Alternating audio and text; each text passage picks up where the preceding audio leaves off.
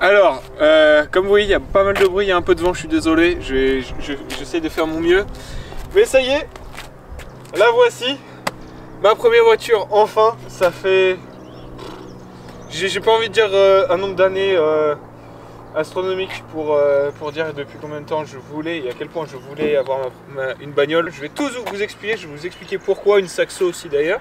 Enfin, première bagnole, c'est une Citroën Saxo 1,1 litre de 1999, verte, voilà. Oh. Donc voilà, 1,1 litre, 60 chevaux, boîte méca, donc une voiture simple. Première voiture, je l'ai achetée 510 €. Ouais, 510 balles. Elle a 84 000 km au compteur, je les ai passés d'ailleurs en revenant. Et j'ai strictement rien changé sur la bagnole depuis que je l'ai achetée. J'ai même pas changé une roue, même pas changé un pneu. Elle est vraiment comme d'origine, comme je l'ai eu. Et vous allez me dire, 510 balles, tu dois en avoir des problèmes. Et oui, j'arrive au projet. Puisque cette voiture, ça sera la première. Je sais pas si ce sera la dernière d'ailleurs, vous me le dites en commentaire. Que je vais faire en achat-revente. Mais attends, ça s'arrête pas là. Et oui, parce que j'ai pour projet avec cette voiture de faire un road trip au FIS. Si tu ne vois pas ce que c'est le FIS, c'est en gros un énorme événement, le Festival International des Sports Extrêmes. C'est là où il y a les championnats d'Europe de BMX, par exemple, et de plein d'autres disciplines dans tous les skateparks, enfin bref, de sport urbain tout simplement. Et évidemment là-bas il y aura une grosse compétition de trottinette freestyle, puisque comme tu le vois au logo de cette chaîne YouTube, c'est ma passion favorite. Mais voilà, en deuxième position, j'ai la bagnole qui est vraiment gravée dans mon cœur. Et voilà, j'avais vraiment envie de réaliser un petit projet comme ça. J'ai déjà fait un stage de 2 semaines dans un garage. Pourquoi j'ai choisi une Saxo 1,1 litre essence? Alors, plusieurs choses. Diesel, normes, critères, bon voilà, j'ai pas envie de vous la faire. Mais c'est moins intéressant pour les acheteurs d'acheter une Saxo 1,5 litre T parce que c'est lent, ça rame et surtout c'est bruyant. Autre chose, cette voiture possède un moteur reconnu pour sa fiabilité, le 1,1 litre TU. Le moteur TU, c'est une famille de moteurs.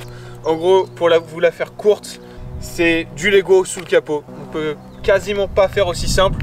Et vu que c'est simple, et bah ça tombe rarement en panne, puisqu'il y a 3 fois rien sous le capot, vous allez voir. Et c'est pour ça que j'adore cette voiture, mais je vous le dirai un peu plus après. Qu'est-ce qu'on peut dire d'autre de la bagnole? Oui, les défauts. Ah là là là là là là, les défauts. Vous savez quoi? En commentaire, vous allez me dire tout de suite, pour vous, ce qui ne va pas sur cette voiture. Ce que vous pensez qui ne va pas sur cette voiture. Et vous allez voir, il y en a un paquet de choses. Parce que vous allez venir avec moi, et puis je vais vous faire découvrir l'intérieur de cette voiture. Puis ensuite on va parler moteur, tout le blablabla et tout ce qu'il y a sous le capot à faire. Parce que il y a un paquet de trucs à faire et c'est pour ça que je vous dis que financièrement je pense pas que je vais complètement réussir le projet. Mais voilà, j'espère que ça va au moins marcher. En tout cas là, elle roule entre guillemets, faut le dire vite hein, parce que j'ai des gros problèmes dessus qui arrivent.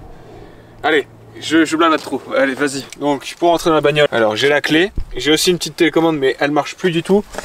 Donc, moi, j'ai la chance d'avoir le verrouillage centralisé. Il y a 2 portes qui ne s'ouvrent pas avec le verrouillage centralisé. Je vous montrerai tout à l'heure. Donc, il y a un petit peu, il y a ça aussi. Il y a un peu ça à réparer. Je vais le dire souvent le mot réparer d'ailleurs, je pense. Donc, vous pouvez le commenter en commentaire.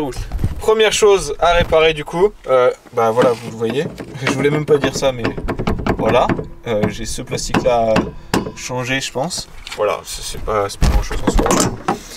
Ouais, alors je sais pas si vous entendez le bruit, mais normalement si je vais ici, vous allez entendre un bruit chelou, c'est le stopper de porte, je l'ai appelé comme ça parce que j'ai pas d'autre nom. C'est connu sur les Saxos, c'est réputé pour péter, mais bon, la pièce est pas trop chère, je crois. Et ce que je ferais, c'est que j'essaierai de trouver une voiture en pièces. Je vais pas l'acheter entière, mais j'irai chercher pas mal de pièces un jour. Un autre défaut, quand j'ai une fuite ici, donc elle est sur la porte, mais l'eau fuit par, je vais vous le montrer, je galère, mais l'eau fuit à peu près par là. parce que j'ai déjà démonté le panneau de porte une fois. Les enceintes, il faut que j'échange, même si elles fonctionnent, parce qu'elles sont trop petites. Et du coup, c'est un peu pourri la moquette, mais je pense que je vais pouvoir nettoyer ça. Alors, je sais pas si vous le verrez, mais j'ai la même chose en haut. Voilà. Donc ensuite, je vais rentrer dans la bagnole. J'ai juste débloqué le volant.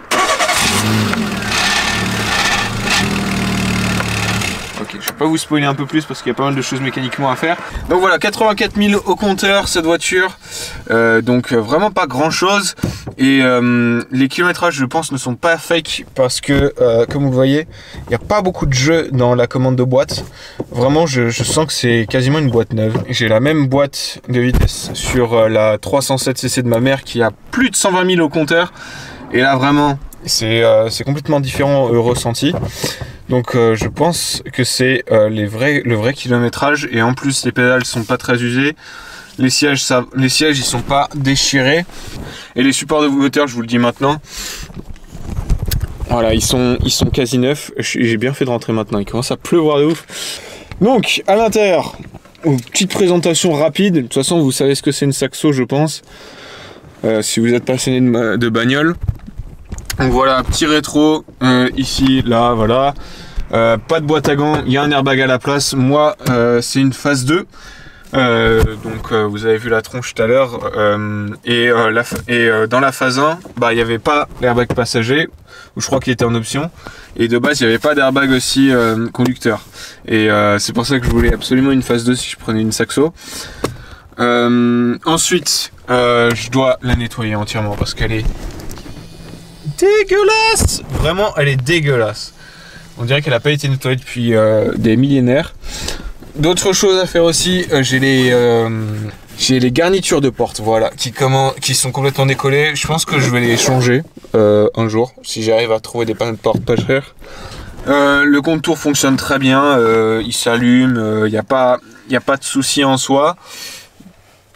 Donc pour la centralisation, c'est juste que ces deux taquets ici et ces deux portes du coup ne se lèvent pas quand je déverrouille la voiture, ils restent fermés.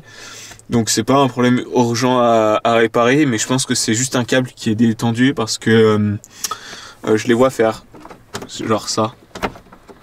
Voilà, à peu près. Genre se soulever un peu quand je déverrouille la bagnole. L'autoradio, je suis dégoûté, je pensais que c'était un Bluetooth, mais non, ça ne l'est pas. Donc cette voiture n'a pas la clim, et moi de toute façon ça me dérange pas, puisque sur ces voitures françaises là, comme je vous l'ai dit, celle-là elle date de 99, donc la clim, voilà, je pense que elle ne fonctionnerait plus du tout. Par exemple la 307 de ma mère, je suis désolé, je fais beaucoup de comparaisons, mais c'est la même famille de moteurs et c'est la même famille de boîtes de vitesse en plus. La clim marchait plus au bout de 15 ans, un truc comme ça. Donc celle-là, je vous laisse même pas imaginer si elle l'avait. Donc on a un petit système de tirette, voilà, chaud, froid, tout simplement. Et là, c'est pour les différentes directions de la pulsation d'air, on va dire. Voilà, on peut faire ça dans un Saxo aussi. Ça, faut que je le répare, mais ça doit être une bricole. Ouais. Intérieur dégueulasse. Les essuie-glaces fonctionnent. L'arrière aussi, même la pompe pour les gicleurs d'essuie-glaces. Le klaxon, chose bizarre sur les Saxo, mais vous avez beau appuyer ici, vous n'aurez rien. Le klaxon, il est ici. Voilà. D'ailleurs, le petit son est marrant. Voilà, je ne vais pas faire plus parce que j'ai pas envie de vider ma batterie. Donc voilà, les phares, très basiques en soi, clignot, machin. Ce qui était incroyable par contre, j'ai chose incroyable sur une Saxo, qui est peut-être rare, vitre électrique à l'avant.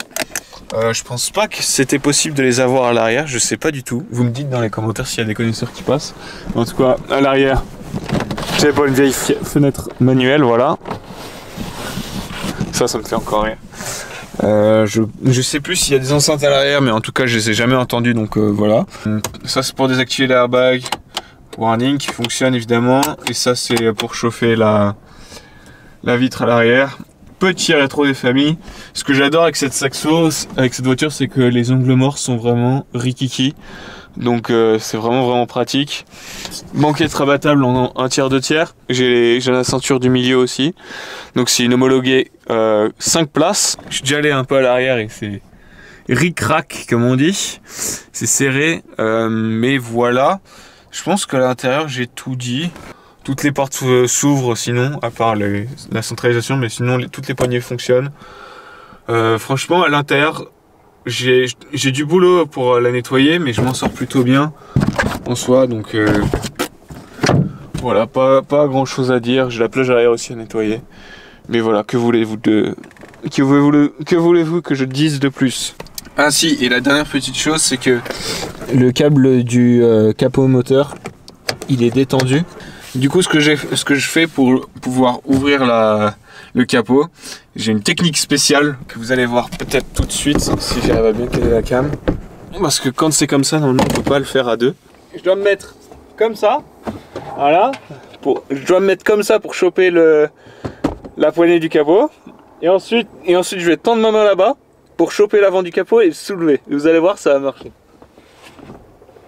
Parce que si je tire sur la poignée là, il se passe rien, comme vous l'avez vu tout à l'heure.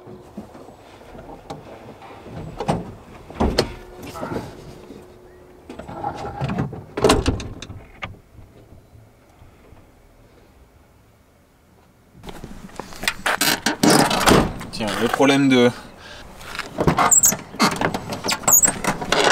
Vous entendez ça? Voilà, ça c'est la petite barre de teneur de porte, on va dire, le bloqueur de porte, voilà. C'est une maladie connue sur les saxos, j'ai ça à régler aussi. Elle marche en soi. Alors, qu'est-ce qu'on retrouve sous ce capot? Je suis désolé pour le vent, mais on va faire un truc pour tous les passionnés. Je vais vous donner 3 secondes pour deviner ce qu'il y a à faire sur cette bagnole. Allez, vous êtes prêts? Et vous me dites vos réponses en commentaire, hein. Allez, c'est parti. 3, 2, 1, je tourne la caméra. C'est parti. 1, 2, 3. Voilà, c'est bon, c'est fini. Donc, voilà, tout ça, tout ce qui est noir là, c'est pas normal. Mais bon, je sais d'où vient le problème. Les craquelures aussi pareil, mais bon, c'est pareil. Moteur ultra simple. Comme vous voyez, il y a pas mal d'espace pour faire de la mécanique. On voit même la roue, enfin le sol là-bas, on le voit partout d'ailleurs. Donc voilà, la plus grosse chose à faire, j'ai juste à enlever le capuchon d'huile et vous allez tout de suite comprendre. C'est un joint de culasse. Alors là on le voit pas, mais quand j'avais acheté la bagnole, je vous mettrai une photo. Ah si, on le voit ici. Voilà. Je sais pas si vous voyez, mais il y a une espèce de liquide jaune. On appelle ça de la mayonnaise en mécanique. Et ça veut dire que la voiture a eu un joint de culasse. Donc qu'est-ce que ça veut dire pour les personnes qui s'y connaissent pas? En gros, que ça fuit entre la partie du haut moteur, donc le gros bloc, le gros cube qui fait toute la longueur, qui commence de là et qui va jusqu'à là en hauteur, et de là à là-bas, voilà. Donc j'ai un joint de culasse à faire sur cette voiture. J'ai aussi le joint de cache-culbuteur à faire, mais c'est aussi une maladie sur ces moteurs là. Donc c'est le truc craquelé ici, voilà, tout simplement. Dessus, qu'est-ce que j'ai d'autre à faire? Parfois le ralenti est un peu mou, je pense que c'est peut-être des bougies ou alors une bobine tout simplement à changer. Parce que je crois que c'est une maladie aussi sur ces moteurs là, parfois. Quoi d'autre? Moteur plutôt sain dans l'ensemble. Si je vais avoir aussi un embrayage à faire. Alors je sais pas s'il faut que je change le disque pour l'instant ou que je vais vous montrer ici, que je change plutôt le câble d'embrayage, parce que je sais pas si vous voyez, mais il y a un jeu de ouf dans la pédale. C'est à dire que là elle est complètement débrayée, voilà, et je peux encore la tirer. Donc je sais pas si c'est un problème de câble d'embrayage, mais je vais essayer de regarder de ce côté là, parce que j'ai déjà un peu fignolé avec le câble d'embrayage qui est situé, voilà, c'est les boulons qui sont juste ici, mais je pense pas que vous allez pouvoir les voir. Si, là, voilà, la petite tige qui dépasse au bout de mon doigt là, voilà, celle-là. Donc voilà, la batterie est bien, les freins ils freinent bien, je les ai vérifiés, ça a l'air d'être cool. Donc voilà, à part embrayage et joint de culasse, j'ai pas grand chose à faire sur cette voiture, si ce n'est phare du coup, parce qu'il y a une patte qui est pétée là. Et la deuxième, et le deuxième il commençait à partir aussi. D'ailleurs, j'aurais aussi le... Ouais bah voilà. J'aurais aussi tout ce qui est le liquide de refroidissement à faire. Pour le joint de culasse de toute manière, parce qu'il y a l'huile, la compression du moteur et le liquide de refroidissement qui passe dans le joint de culasse, donc c'est vraiment l'enfer. Mais bref, la voiture roule quand même, ce qui est incroyable. La fiabilité française, voilà, on fait plus des voitures comme ça, simple, mais bref, je vais pas m'étendre sur le sujet. Franchement, pour 510 €, je pense que je m'en sors plutôt bien. Certes, j'ai des gros travaux à faire, mais ça devrait le faire, je pense. Aussi, on continue en mécanique. Je vais devoir changer les 4 pneus parce que comme vous voyez, ils sont tout craquelés, mais genre vraiment, ils sont défoncés. Donc je vais devoir les changer. Et en plus, je suis au témoin et tout. Enfin bref, il n'y a rien qui va. Donc ça, de toute façon, je vais les changer. Bon, c'est parler de méca. J'ai eu pas mal de paperasse aussi avec. Ça, c'est cool. Sinon, cette voiture, alors elle n'a pas de SP, ok, parce qu'elle est très vieille, mais elle a l'ABS, mais j'ai un petit voyant pour l'ABS. Je vous ai pas montré le coffre à l'arrière d'ailleurs. Un coffre quoi, et on peut plier les sièges aussi. D'ailleurs, attendez, je vais essayer de vous en plier un. Bon, il veut pas se plier plus loin que ça à cause de la ceinture et parce que je peux aussi rabattre les assises, mais vous pouvez obtenir un plancher plat, et ça c'est archi stylé dans une Saxo, et mettre vraiment plein de trucs derrière aussi. En parlant du truc centralisé, voilà, je peux pas l'ouvrir, je peux que l'ouvrir de l'intérieur, mais c'est pas très grave en soi. Donc voilà, très simple coffre. Les voitures comme ça, on les garde pas toute une vie, même si cette voiture là avec ce moteur, si vous l'entretenez bien, elle peut monter.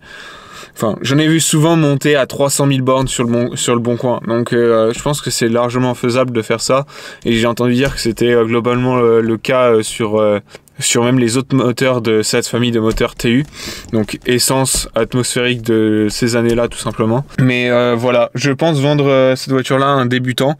Ou alors à quelqu'un qui cherche vraiment une voiture qui va le dépanner, voilà, pour quelques temps. Je dois resserrer aussi l'échappement. En ce moment, elle fait un bruit un peu rallye. Je sais pas si vous allez l'entendre.